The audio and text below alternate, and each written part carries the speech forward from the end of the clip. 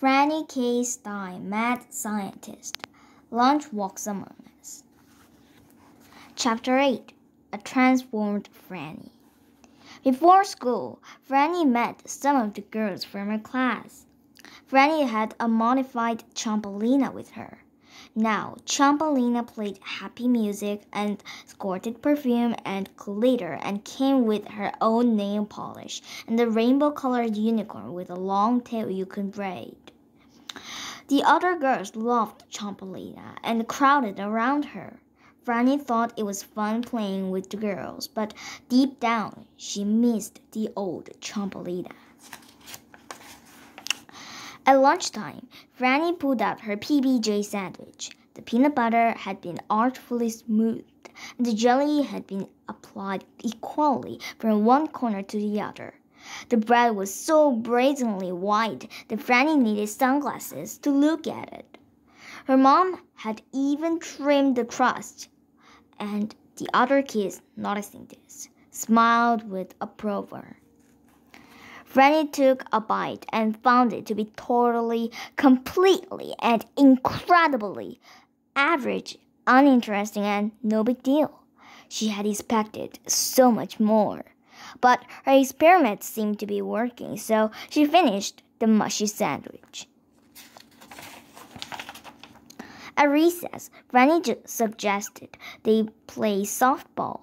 She consulted her notes quickly and added, "I think it's best we use a ball instead of a skull or a giant squid eyeball or something gruesome like that."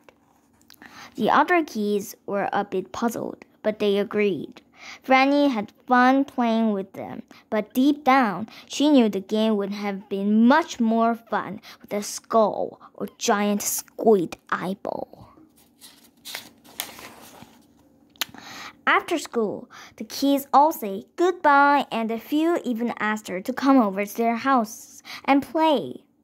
It was great to be asked, but Franny had to hurry straight home and analyze her day. She was happy. The other kids liked her, and even if it was only a transformed her. Chapter 9. Lunch doesn't agree with me.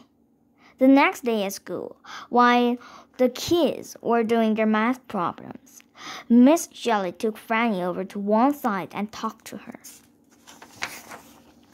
"How's the experiment going?" she asked. "It's great. I understand them, and I think we're becoming friends. They seem to like me better if I just go along with the things they like." "Are you sure that's for the best?" Miss Shelley asked. "Well, that's what the data seem to suggest," Franny said, and showed Miss Shelley some graphs to back it up. "But I like the real you," Miss Shelley was about to continue when a piercing scream tore through the room. "Ah! The trash can!" a little girl shrieked. "It's moving!" Franny's mad scientist brain raced. That was the trash can in which she had dumped her crab ravioli and pumpkin sauce 2 days ago. But an old lunch all by itself was not enough to start a paranormal reaction. "Who else put something in that can?" Franny said. "I spit out my gum in there," one girl said. "I threw a pair of old gym shoes in there," another boy said.